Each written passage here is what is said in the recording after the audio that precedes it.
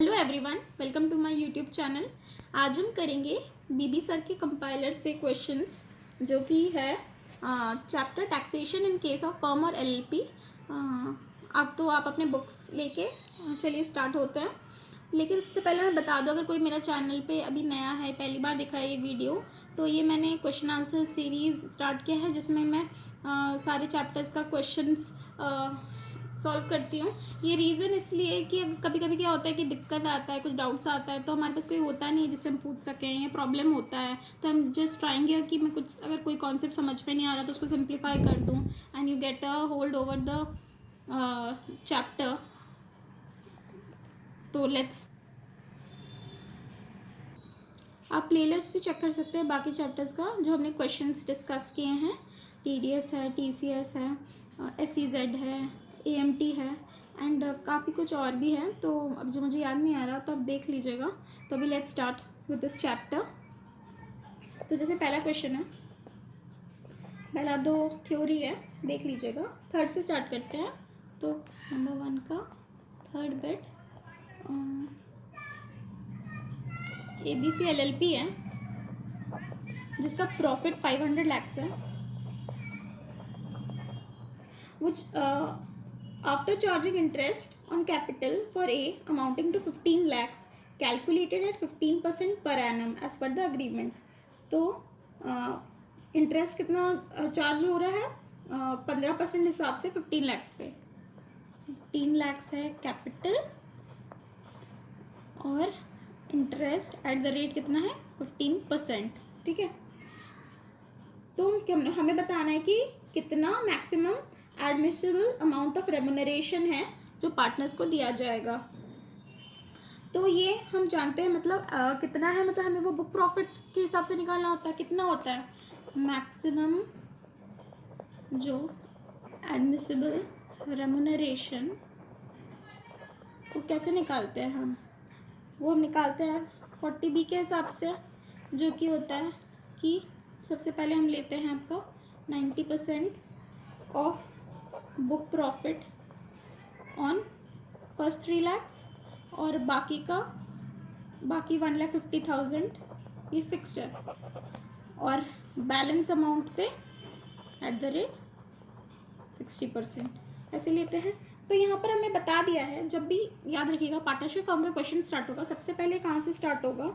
यहाँ पर हमें निकालना है कंप्यूटेशन ऑफ एडमिसिबल रेम्यूनरेशन। तो सबसे पहले हम हमेशा स्टार्ट करेंगे कोई भी क्वेश्चन पार्टनरशिप का, सबसे पहले आपको कुछ नहीं देखना, क्या देखना है? Net profit. Net profit, net profit कितना है?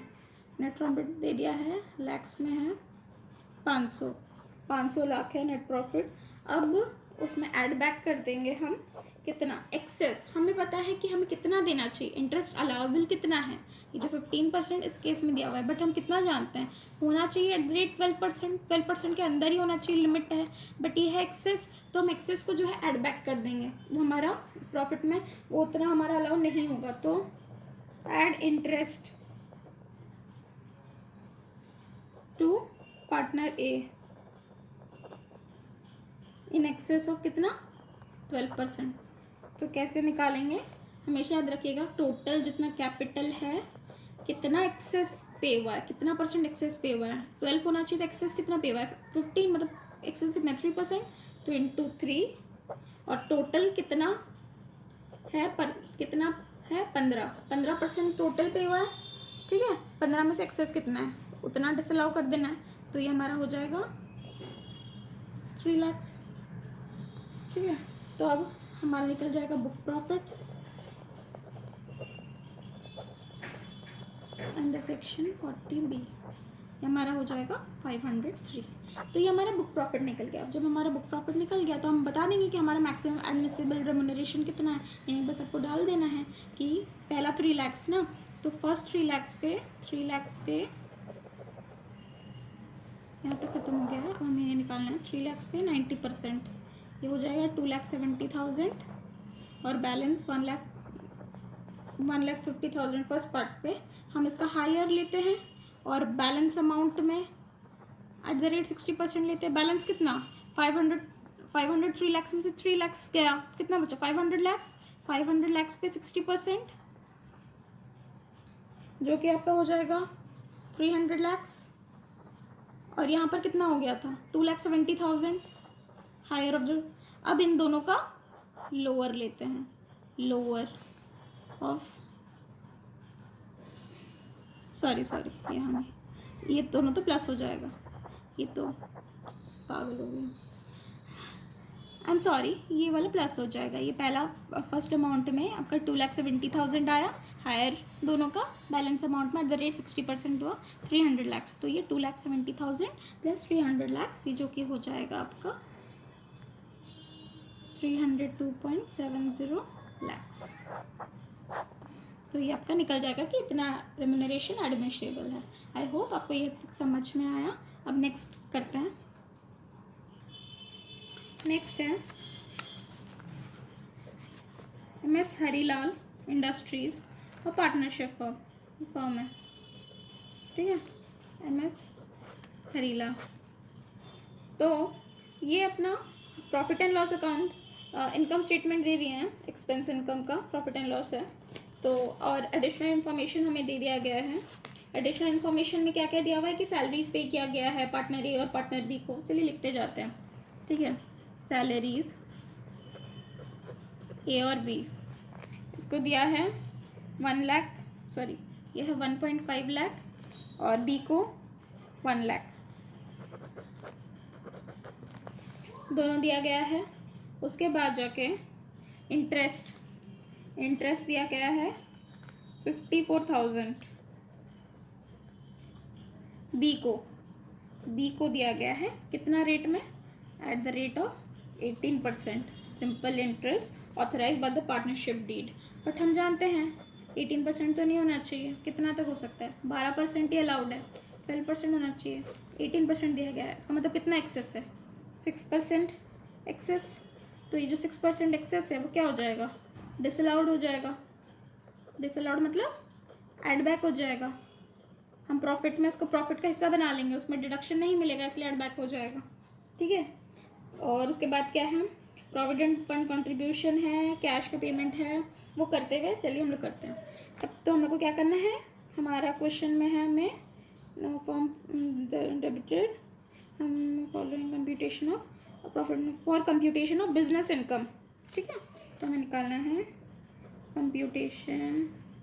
मैं और एक बार रिपीट कर दूँ, प्लीज़ फॉर्मेट आप बुक से ही चेक करिएगा। मैं प्रॉपर फॉर्मेट्स के साथ नहीं बना रही, I am just here to convey the concepts and कोई अगर आपको क्वेश्चन में डाउट आए तो I am trying to simplify that, so do follow the book for the proper format, ठीक है। और बहुत कुछ यहाँ पर स्पीड में भी करना होता है, तो मैं पूरा नहीं लिख रही, जैसे कि for MS Harilal industries for the assessment year, जो कि हमें सब लिखना है। अब नेक्स्ट है 2 कॉलम बना लेते हैं,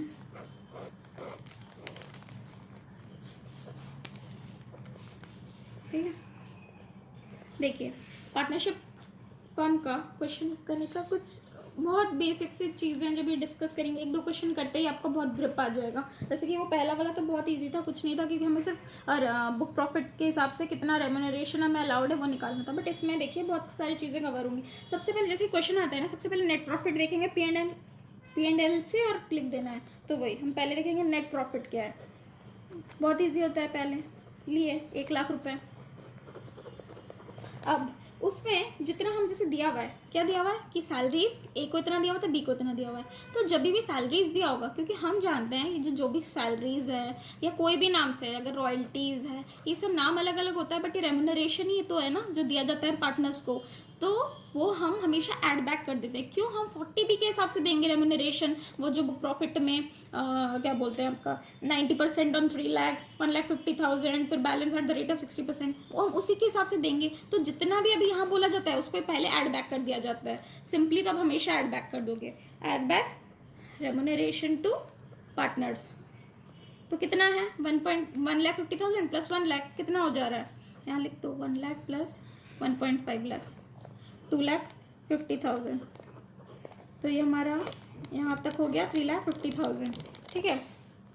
अब ऐड इन एडमिसिबल एक्सपेंसेस, मतलब एक्सपेंसेस जो कि अलाउड नहीं है, जिनको हम नहीं कंसिडर करेंगे तो क्या, तो यहाँ पर सबसे पहले हम जो देख रहे हैं इंटरेस्ट दिया गया है। अब एक एक पॉइंट लेके पकड़ो ना। एडिशनल इन्फॉर्मेशन में पहला पॉइंट हम देखे रेमुनरेशन का, तो उसका काम हमने खत्म किया कि उसको ऐड बैक कर दिया। अब नेक्स्ट हम देख रहे हैं कि इंटरेस्ट का क्या दिया हुआ है कि इंटरेस्ट 54,000 दिया एट द रेट ऑफ 18%। तो हम जानते हैं कि एक्सेस जो है वो डिसअलाउ हो जाएगा, तो यहाँ पर 6% डिसअलाउ हो जाएगा। तो मैंने अभी आपको पहला क्वेश्चन में कितना कैसे बताया था करना है, कितना का इंटरेस्ट है 54,000 का, इंटू क्या करना है, एक्सेस को ऊपर लिखते हैं 6, टोटल कितना दिया गया है, टोटल दिया गया 18। हमेशा याद रखिएगा, ये सिंपल वे से किया कीजिए, इजीली होगा, रॉन्ग नहीं होगा। जितना एक्सेस है उसको ऊपर और यहाँ जितना टोटल दिया गया है उसको नीचे, तो 6/18 इंटू 54,000 ये हो जाएगा इनएडमिसिबल। ये जो एक्सेस वाला को हम हटा दे रहे हैं, ऐड बैक कर दे रहे हैं,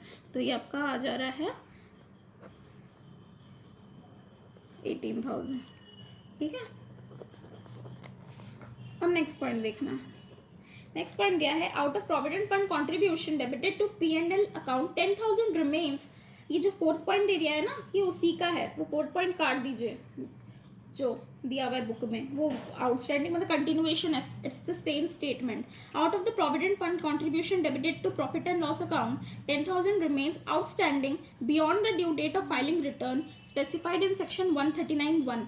मतलब कि ड्यू डेट तक प्रोविडेंट फंड दिया नहीं गया है 10,000 रुपये का प्रोविडेंट फंड का एक्सपेंस। तो याद रखिएगा, जो हमारा सेक्शन नंबर 43B है वो बोलता है, इसमें देखिए पार्टनरशिप फर्म में आपका PGBB का बहुत सारा क्लॉजेस का यूज़ होगा, बहुत सारे सेक्शंस का यूज़ होगा, तो इसलिए हमें उसका नॉलेज होना भी ज़रूरी है।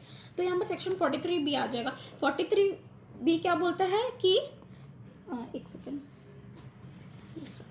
कि याद रखिएगा, expense allowed on payment basis. ठीक है, जो एक्सपेंस है पेमेंट बेसिस पे अलाउड है, अगर नहीं दिया गया है तो उसका डिडक्शन नहीं मिलेगा। तो यहाँ पर हम क्या देख रहे हैं, यहाँ दिया नहीं गया है, यहाँ पर दिया नहीं गया है, इस बोल के यहाँ पर जो प्रोविडेंट फंड पेमेंट है, provident fund payment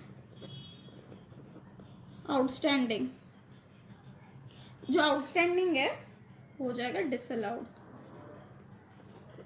under section 43B। कितना का ना 10,000 का, 10,000 पूरा डिसअलाउड हो जाएगा। ठीक है, अब लास्ट वाला क्या है, फर्म परचेज किया goods by issuing account paid draft accept in the case of one bill, जिसका पेमेंट हुआ था कैश से, तो वो भी डिसअलाउड हो जाएगा, क्योंकि हम लोग जानते हैं कैश पेमेंट सारा डिसअलाउ हो जाता है सेक्शन अंडर सेक्शन 48(3). तो वही लिखेंगे, एड बैक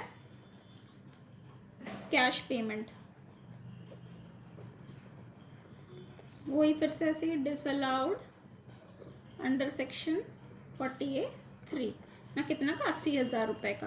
तो ये सारे इनएडमिसिबल एक्सपेंसेस आपको मिल गया, जो आपका डिसअलाउड हो जा रहा है 1,08,000। तो ये आपका टोटल कितना आ जाएगा 4,58,000।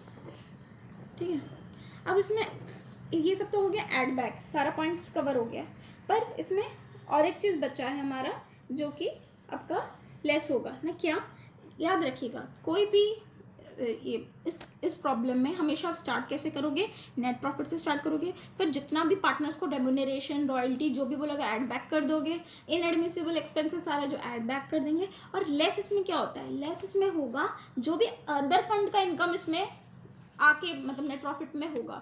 जैसे कि यहाँ पर आप देखिए प्रॉफिट एंड लॉस जो दिया हुआ है अकाउंट, उसमें लिखा हुआ है डिविडेंड फ्रॉम UTI 8,000, वो इसका इनकम कैसे है, वो तो डिफरेंट है ना, इनकम फ्रॉम अदर सोर्सेज के हेड में होना चाहिए। तो अदर हेड का इनकम जो है, जो इसमें इंक्लूडेड है प्रॉफिट एंड लॉस में क्रेडिट हो गया, उसे हम डिडक्ट कर देंगे। तो less income from other sources, जो कि कितना है, डिविडेंड फ्रॉम UTI है, क्या चीज़ में है वो हम बता देंगे। तो ये हमारा 8,000 है, और कुछ है क्या, और कुछ नहीं है, तो यहीं पर लिख देंगे ना, फिर 8,000 खाली यही है। तो ये हमारा कितना बचा 4,50,000 हमारा निकल जाएगा बुक प्रॉफिट। अब हम जो हमें रेम्यूनरेशन देना है एक्चुअल, जैसे ही हमारा बुक प्रॉफिट निकलेगा, अब जो हमें रेम्यूनरेशन कैलकुलेट करेंगे एज पर 40B वो डाल देंगे, रेम्यूनरेशन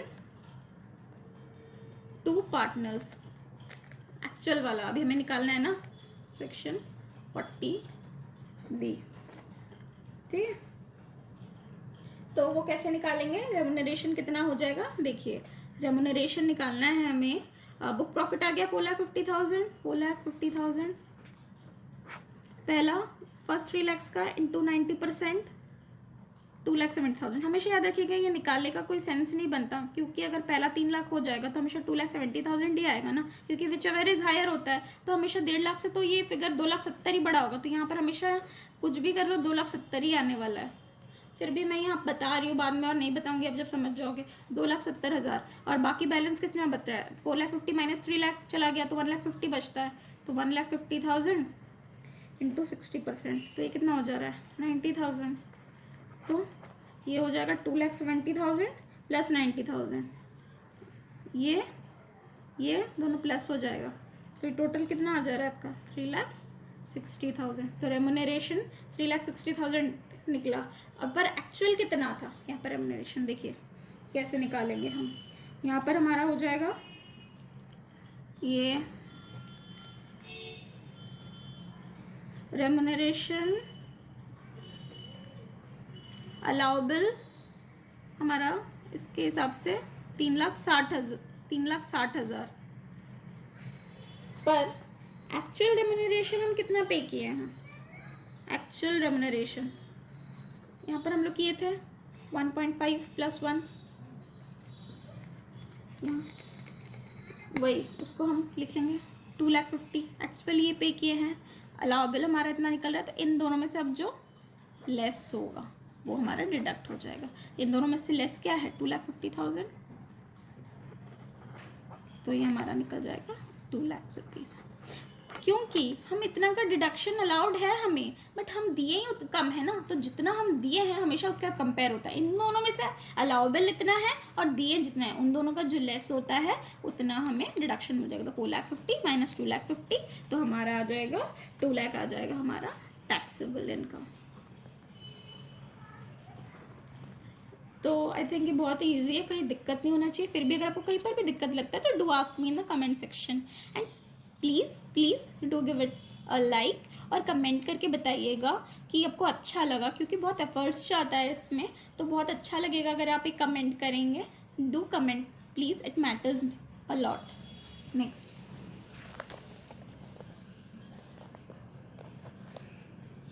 है PQR है एक फॉर्म, 3 पार्टनर्स हैं PQR, जो कि बिजनेस कर रहे हैं, purchase and sale of mobile phone in wholesale and manufacture and sale of pens under a deed of partnership. 2 business है इनका, मोबाइल फ़ोन का होलसेल बिजनेस और पेन्स का भी मैन्युफैक्चर और सेल का बिजनेस है। ठीक है, ऑन एग्जीक्यूटेड ऑन 1/4/2012, 1/4/2012। 2 बिजनेस है, मोबाइल फोन्स और पेन्स। ठीक है, अब PQR को partners in their individual capacity. The deed of partnership provided for payment of salary amounting to 1,25,000 each to P and R, who were the working partners. P और R दोनों को 1.25 लाख 1.25 लाख क्या दिया जा रहा है, सैलरी दिया जा रहा है। A new deed of partnership was executed on 1 October। 1 अक्टूबर को न्यू पार्टनरशिप डीड है, जो कि बोल रहा है which apart from providing for payment of salary to the 2 working partners as mentioned, for the first time provided for payment of the deed of partner executed on 1/4/2012, for the first time provided for payment of simple interest at 12% on the balance standing through the credit of the capital accounts from। तो basically बोल रहा है कि जो 110 को new partnership deed बना, तो ये बोल रहा है कि इस पार्टनरशिप डीड में 1/4/2012 में जो सैलरी का बात बोला गया था उसको अपार्ट फ्रॉम दैट अब छोड़ के नया क्लॉज ऐड हुआ है ना, क्या कि interest eight the rate of 12% मिलेगा कैपिटल अकाउंट पे पार्टनर्स का। जो इंटरेस्ट मिलेगा कब से मिलेगा, पार्टनरशिप डीड में बोल रहा है कि फ्रॉम 1/4 20 से मिलेगा interest eight the rate of कितना 12%। तो 12% गुड इनफ। 12% ही हमारा लिमिट है, 12% तक है, ठीक है। और फिर हमें क्या बता रहा है कि फर्म डिसॉल्व हो गया। कितना इन्फॉर्मेशन है इसमें, आप देखिए। ओके, कहाँ गया पेन दूसरा, ठीक है। अब डिसॉल्व कब हो रहा है, फर्म डिसॉल्व हो रहा है, डेट है 31 March 21 and the capital assets of the firm were distributed among the partners on 24/21। capital assets distributed। net profit of the firm दे दिया है after payment of salary and debit credit of the items where इतना net profit, जो कि जहाँ से हमारा question क्या होगा स्टार्ट होगा, ₹1.5 लाख, ये दे दिया है। अब हमारा बहुत सारा एडजस्टमेंट दिया है, तो एडजस्टमेंट देखेंगे। इंटरेस्ट अमाउंटिंग टू कितना 1 lakh pay to the partners on the balances standing to the credit of the capital accounts from 1/4/20 to 31 March 21। 1 lakh है इंटरेस्ट। फिर interest amounting to 50,000, interest amounting to 50,000 pay to the partners on the balance standing to the credit of their current accounts, ठीक है। तो यहाँ पर क्या बोल रहा है, दो चीज़ बोल रहा है, इंटरेस्ट कैपिटल अकाउंट और करंट अकाउंट पे। कैपिटल अकाउंट यहाँ है, करंट अकाउंट। पीरियड कितना है, दोनों के लिए पीरियड है 1/4/20 से 31 March 21। यहाँ पर कैपिटल अकाउंट में दिया है ₹1 लाख और यहाँ दिया है ₹50,000। अब हमें बताना है कि बहुत सारा एडजस्टमेंट है, तो वो हम जब एडजस्टमेंट करते जाएंगे तो ही देखना बेटर रहेगा, ठीक है। कंप्यूटेशन क्या करना है, हमें टोटल इनकम निकालना है ना।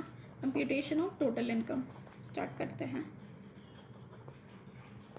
और you are required to furnish the explanation for the treatment of the various item. सब आइटम का एक्सप्लेनेशन देना है। ये तो ऐसे बोल रहा है कि जैसे वो नहीं लिखा रहता तो हमें एक्सप्लेन नहीं करना है, नोट्स नहीं देना है। वैसे भी तो नोट्स लेता ही है, तो फिर ये लाइन लिख के क्या ही बड़ा बात होगी, ठीक है। ये हमारा टोटल इनकम निकालना है। तो सबसे पहले easiest thing the sum net profit as per P&L कितना दिया हुआ है, ये रहा 1,50,000 दिया हुआ है, ठीक है। अब हमें उस पर फटाफट ऐड बैक करते जाना है। ऐड बैक, पहला ऐड बैक क्या है, पहला एडजस्टमेंट जो इंटरेस्ट दिया गया है 1 lakh partners on their credit of capital account. तो मैंने एक तो क्या बोलते हैं, इससे पहले टैक्सेशन ऑफ फर्म का एक तो चार्ट ऐसे बना के दिखाया था, उसमें आपको क्या ऐड होगा क्या लेस होगा। अगर आपने वो वीडियो नहीं देखा है तो आप वो वीडियो देख सकते हैं, वो 2-4 मिनट का ही वीडियो है उसमें। और एक में मैंने पूरा चैप्टर ही समझाया है, वो जस्ट अभी का करंट वीडियो है, तो आप वो दोनों रेफ़र कर सकते हैं, ठीक है। तो उसमें जैसे कि हम क्या जानते हैं, इसमें जो करंट अकाउंट है ना, करंट अकाउंट का इंटरेस्ट पूरा ही डिसअलाउ हो जाता है अंडर सेक्शन 40B। और वहीं कैपिटल अकाउंट का इंटरेस्ट वो होता है जब जहाँ से पार्टनरशिप डीड में लिखा हुआ है, ठीक है। जहाँ से पार्टनरशिप डीड में लिखा हुआ है कैपिटल अकाउंट, वहीं से आपको डिडक्शन मिलता है। उसके पहले का वो डिसअलाउ हो जाता है, उसके पहले का पीरियड वो ऐड बैक हो जाता है। तो हमारा कितना है, हमारा कैपिटल अकाउंट का 1 लाख है, पर ये 1 लाख कब तक का ही बोल रहा है 1/4/20 से 31 March 21, पर ये मतलब लेकिन हमारा कब तक है, हमारा न्यू पार्टनरशिप डीड कब बना है, हमारा न्यू पार्टनरशिप डीड बना है 110 को, 110 न्यू पार्टनरशिप डीड। तो इसीलिए हम 110 से ही लेंगे। भले ही लिख दिया है कि पार्टनरशिप डीड में कि पुराना 1/4 से स्टार्टिंग से ले लो, बट ऐसा नहीं होता है। हमारा अलाउ कितना होगा, सिर्फ 6 महीना का, अक्टूबर नवंबर दिसंबर जनवरी फरवरी मार्च, उतना ही अलाउड है। उसके पहले का जो है वो डिसअलाउड है, इसलिए ऐड बैक हो जाएगा। तो वही add interest to partners on capital account. Capital account में ये जो है 1 लाख रुपए का, उसमें 50,000 ऐड बैक हो जाएगा क्योंकि 6 मंथ्स का डिसअलाउड है। फिर add interest to partners on current account, पूरा ही हो जाएगा। मैंने कहा था डिसअलाउड है पूरा ही, तो पूरा ही ऐड बैक कर लेंगे 50,000, ठीक है। अब देखते हैं नेक्स्ट, ये 2 पॉइंट क्लियर हुआ hopefully.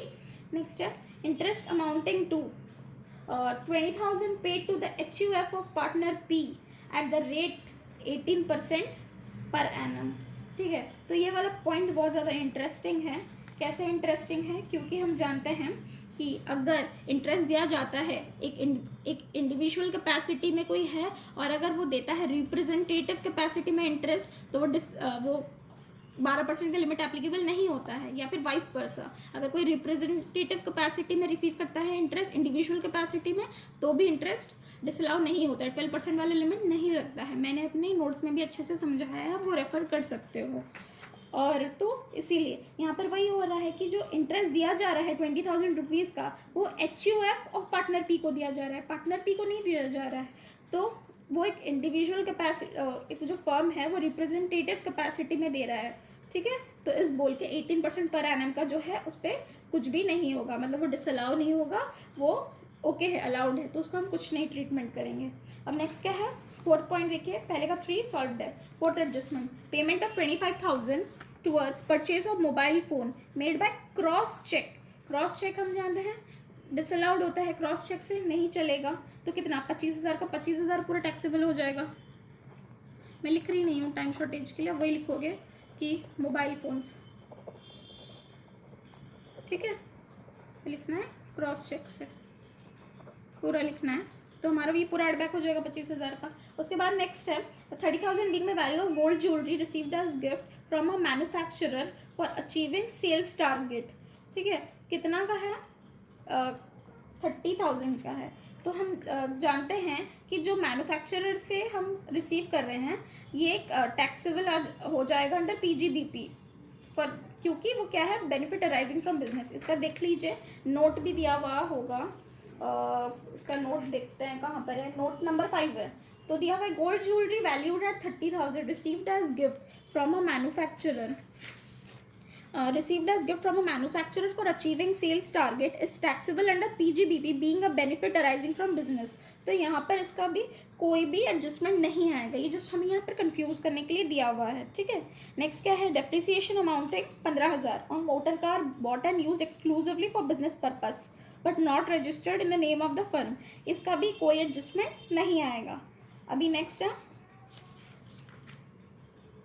Depreciation under section 32 amounting to 37,500 and installed for the manufacture of pens on इतना at a cost of 5 lakhs। और फिर नेक्स्ट एडजस्टमेंट क्या है? Interest amounting to 25,000 on fix deposits. तो देखिए ये वाला तो इजी है, इंटरेस्ट जो मिला है फिक्स डिपॉजिट्स पे, क्योंकि ये क्या हो जाएगा? इनकम फ्रॉम अदर सोर्सेज होगा। तो इनकम फ्रॉम हम अभी भी पढ़े थे कि कोई भी अदर हेड का इनकम जो है यहाँ लेस कर देंगे। ठीक है, वो दूसरा हेड का इनकम है, तो यहाँ पर हम लेस कर देंगे income from other sources. Next क्या है? ये डेप्रिसिएशन पॉइंट देखना बाकी है, और उसके बाद और कुछ पॉइंट्स है जो कि है आपका closing stock in trade was valued at 60,000 as per the method of lower of cost और NRV। The NRV was 65,000। ठीक है, तो यहाँ पर क्या हुआ है? आपका क्लोजिंग स्टॉक जो है वो कम ले लिया गया है, 60,000 वैल्यू कर दिया गया है, बट लेना कितना चाहिए था? 65,000 लेना चाहिए था, ले लिया गया है। देखिए 60,000 क्लोजिंग स्टॉक, बट लेना चाहिए था 65,000। तो डिफरेंस कितना है? 5K का। मतलब क्लोजिंग स्टॉक जो है वो 5K से बढ़ेगा।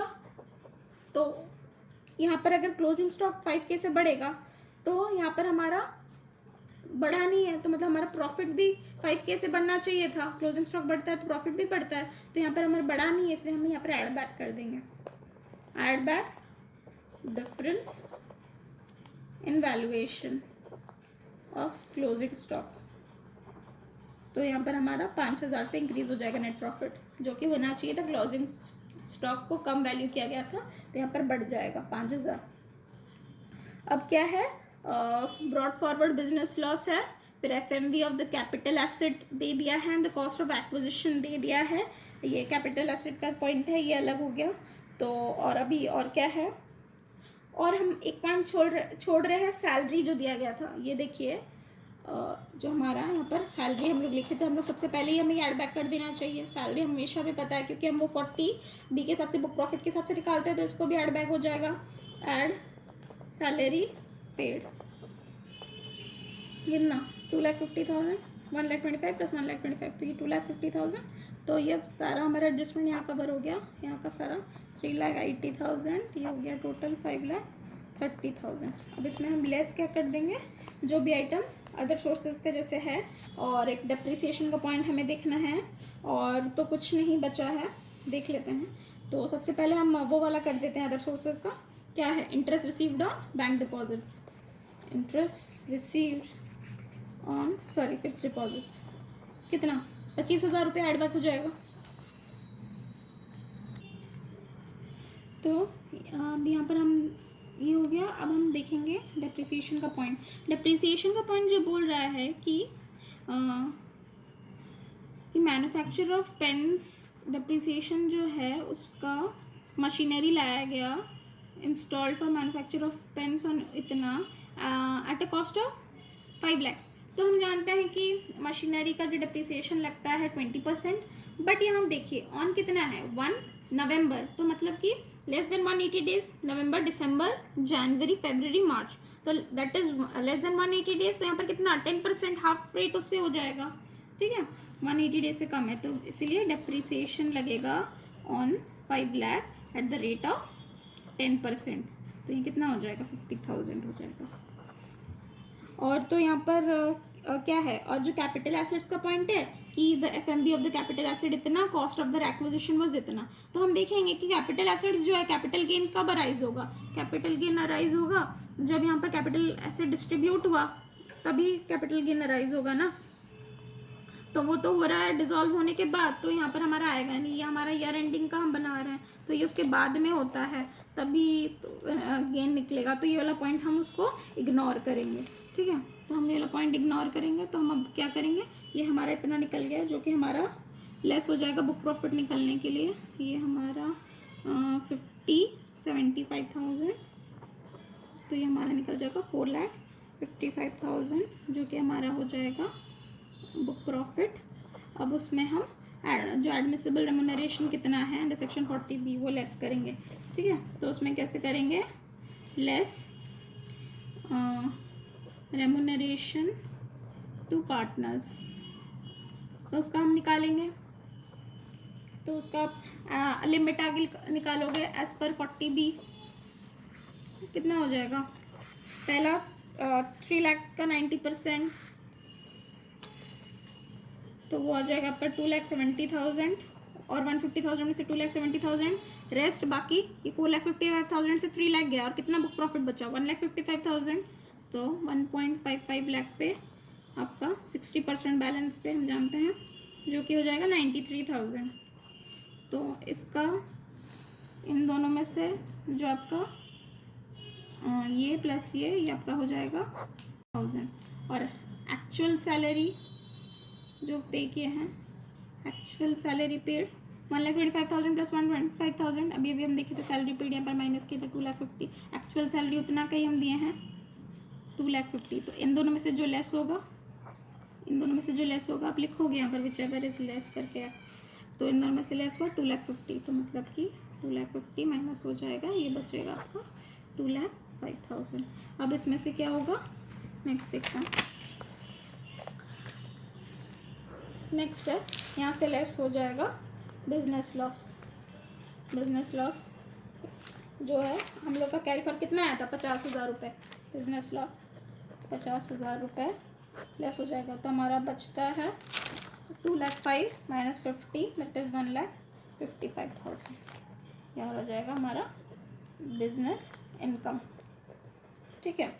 अब देखिए, अब हमें यहाँ ध्यान रखना है, यहाँ पर जो हमारा इनकम फ्रॉम अदर सोर्सेज यहाँ जो लेस कर दिए थे, कहाँ गया लेस, यहाँ interest receive on fix deposit, या अदर सोर्सेज का इनकम था 25,000 लेस कर दिए थे। अब हम यहाँ पर दिखा देंगे दूसरा हेड का इनकम है, इनकम फ्रॉम अदर सोर्सेज, कितना 25,000,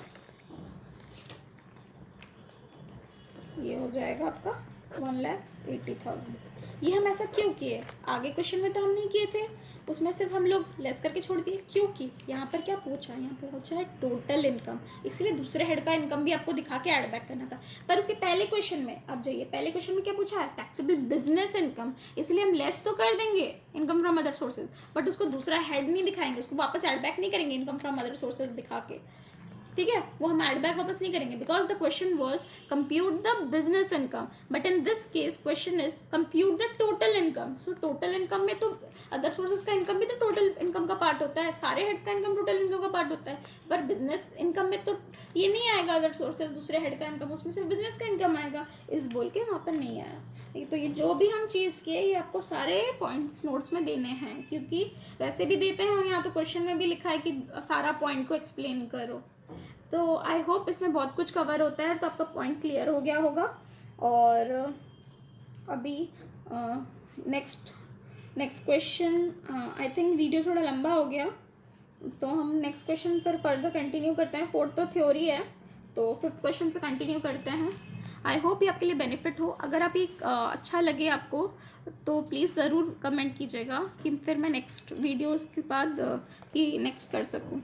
I hope you like the video. Do subscribe to my channel. Thank you.